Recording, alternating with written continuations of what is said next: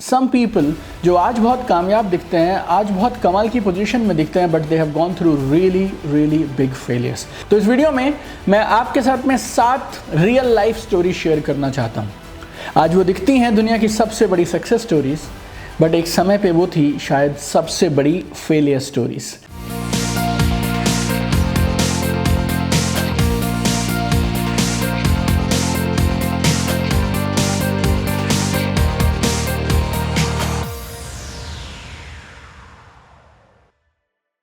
ज़िंदगी में बहुत बार ऐसा होता है कि जब आप ना अंडर प्रेशर हैं, ट्रेमेंडस प्रेशर है और things are not working out. आप बहुत मेहनत कर रहे हैं लेकिन प्रॉब्लम्स खत्म होने का नाम ही नहीं ले रही हैं। आप एक चीज़ सॉल्व करते हैं, दूसरी आ जाती है, दूसरी सॉल्व करते हैं, तीसरी आ जाती है।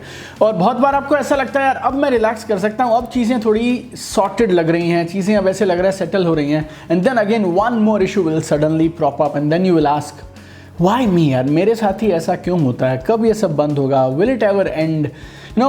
और मैं और मेरी टीम ना पिछले दिनों एक प्रेजेंटेशन के लिए, एक ट्रेनिंग के लिए कुछ लोगों की कहानियाँ ढूंढ रही थी। कुछ लोगों की लाइफ स्टोरीज़ को हम लोगों ने स्टडी किया and we realise some people जो आज बहुत कामयाब दिखते हैं, आज बहुत कमाल की पोजीशन में दिखते हैं, but they have gone through really big failures.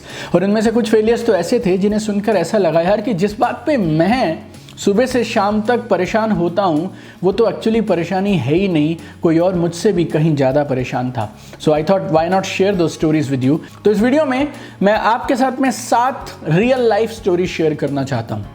आज वो दिखती हैं दुनिया की सबसे बड़ी सक्सेस स्टोरीज, बट एक समय पे वो थी शायद सबसे बड़ी फेलियर स्टोरीज। तो इन 7 कहानियों को लास्ट तक दिल से सुनिएगा, क्योंकि मैं दिल से बोल रहा हूँ और बात आपके दिल तक पहुँचेगी। और मुझे इस वीडियो के नीचे कमेंट सेक्शन में ज़रूर आप ये बताइएगा कि 7 में से कौन सी कहानी ने इस समय आपके करंट हालातों से विजय पाने में आपकी सबसे ज़्यादा मदद की। और पहले शख्स का नाम लेने से पहले मैं उनकी कही हुई एक बात बोलता हूँ जो उन्होंने सन 2000 में कही। In the year 2000, when the entire world was celebrating the new century, I was celebrating my disastrous fortune.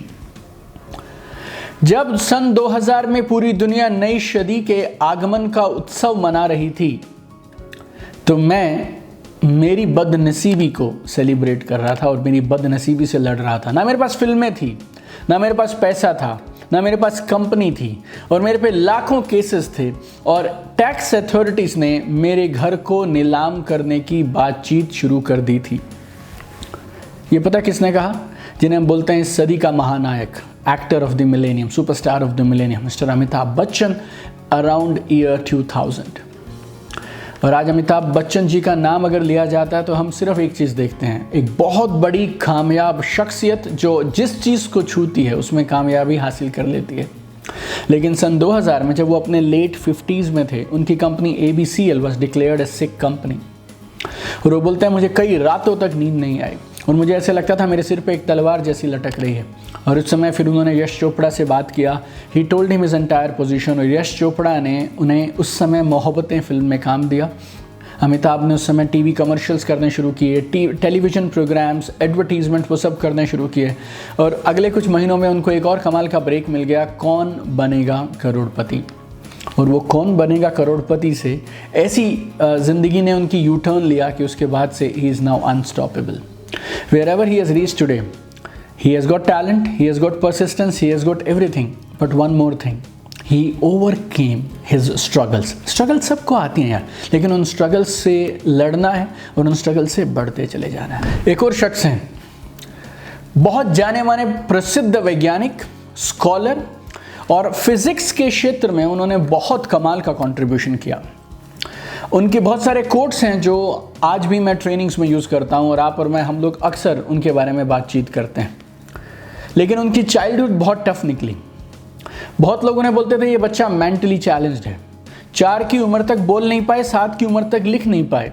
जब पढ़ाई पूरी करने के लिए कॉलेज गए तो प्रोफेसर्स ने कभी उन्हें सीरियसली नहीं लिया, उन्हें कभी ब्राइट स्टूडेंट नहीं माना जाता था। किसी को उम्मीद नहीं थी कि ये इसी फील्ड में रिसर्च करेगा, एक इतना बड़ा वैज्ञानिक बनेगा। एक समय ऐसा आया, नौकरी ढूंढने के लिए जद्दोजहद करना पड़ा, but he continued. And science को कभी भी लिखा नहीं जा सकता इस इंसान के नाम के बगैर। नाम है एल्बर्ट आइंस्टीन। जिस इंसान ने फिजिक्स में इतनी सारी इन्वेंशंस कर दिए, इतनी सारी नई खोज की है, वो इंसान एक समय में बेसिक एजुकेशन जब ले रहा था ना, उस समय स्ट्रगल किया करता था। किसी ने नहीं सोचा था कि ये लड़का कहाँ पहुँच जाएगा। तीसरी कहानी है एक और शख्स की जिन्हें हिंदुस्तान की क्रिकेट हिस्ट्री में सबसे पॉपुलर कैप्टन्स में से एक कहा जाता है। और जब क्रिकेट और कैप्टन का नाम आता है तो उनका नाम ज़रूर आ जाता है। It's called captain cool also.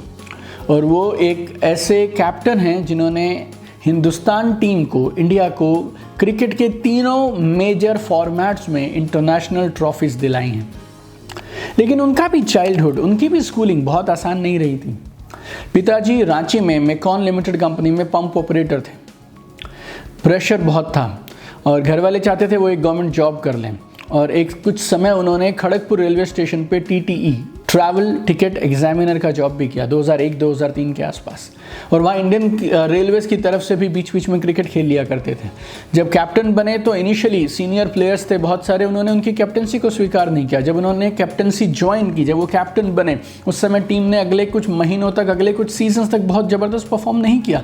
लेकिन वो आदमी लगा रहा, अपने आप को बेहतर बनाता रहा, सुधारता रहा। And today he is called as captain cool, one of the most popular captains in the history of this country, MS Dhoni, Mahendra Singh Dhoni. चौथे इंसान, ये is one of my personal favourites. आज उनकी कंपनी दुनिया के सबसे शानदार फ़ोन्स बनाती है, MP3 प्लेयर्स बनाती है, वॉचेस बनाती है, you know, and he was the co-founder of an iconic brand called Apple. Apple is a $1 trillion company. ये न्यूज़ पुरानी हो गई। Apple is a $2 trillion company. Like it's a $2 trillion company. I think very few companies in the world has reached that level where Apple has reached. लेकिन Steve Jobs की कहानी भी अगर आप देखेंगे, सून आफ्टर हिज बर्थ उनकी mother ने उनको छोड़ दिया और उनको उनके अडॉप्टेड पेरेंट्स ने बड़ा किया। अपनी पढ़ाई के दौरान कॉलेज से ही dropped out. He started his company and company started doing extremely well.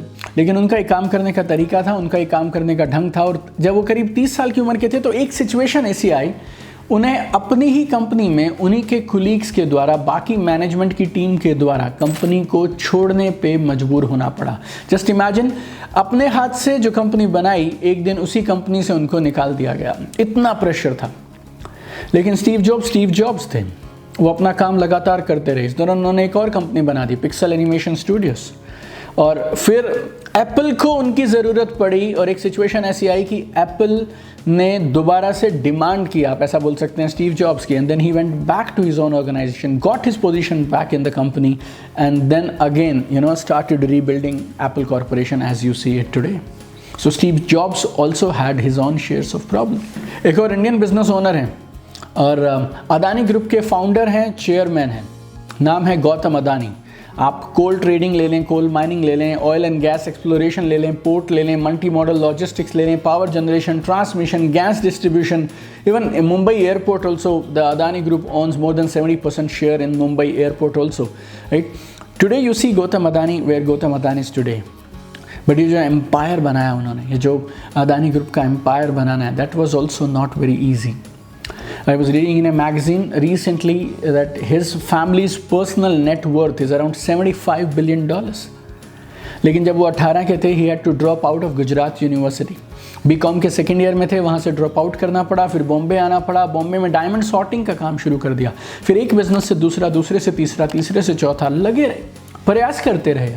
और प्रयास करते करते करते today family net worth is more than $70 billion. The sixth story that I want to share with you is about a woman.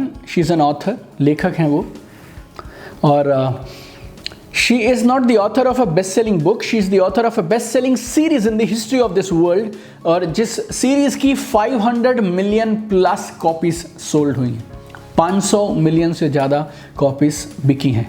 लेकिन जब उन्होंने इस किताब को लिखा, पहली हैरी पॉटर की बुक को लिखा जब J.K. रॉलिंग ने, she was going through some of the worst times of her life.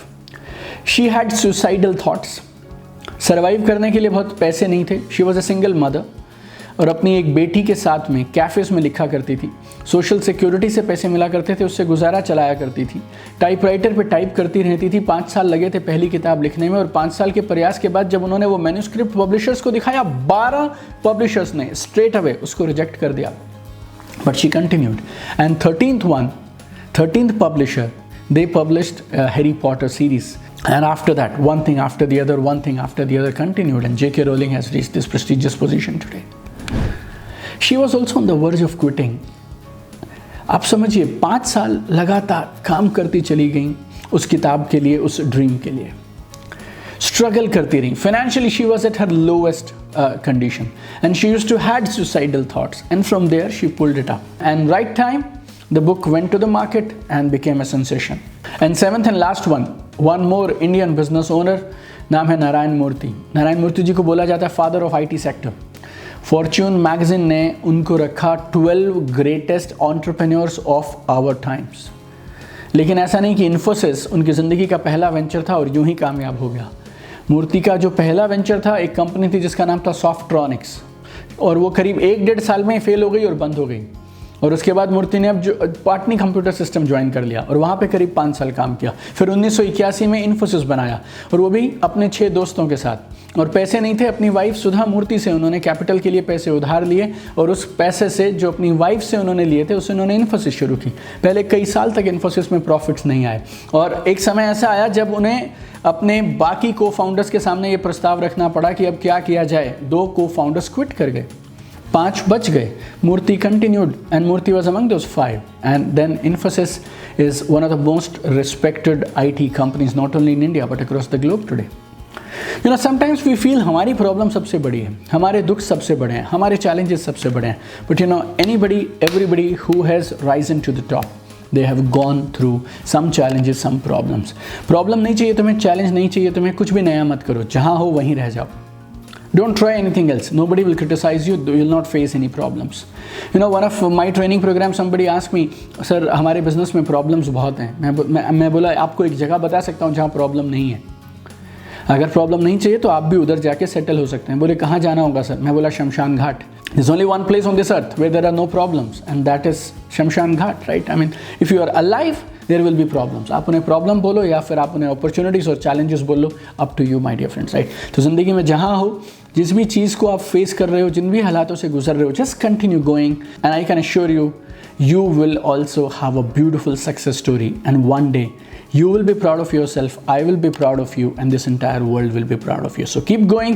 और मुझे कमेंट करके ज़रूर बताइएगा 7 में से कौन सी स्टोरी आपके दिल को सबसे ज़्यादा छू गई, right? Don't forget to write that in the comment. Don't forget to share this video with maximum people. You don't know, आपका एक शेयर, आपका एक क्लिक किसी को एक प्रेरणा का स्रोत बन के, एक उम्मीद की किरण के जैसे, एक रोशनी की तरह उनकी ज़िंदगी में शायद उजाला लेके आ जाए, right? And every single day I go to work with only one single mission, that is we want to see you at the top. हम आपको आसमान की ऊंचाइयां छूते हुए देखना चाहते हैं, कमाल करते हुए देखना चाहते हैं.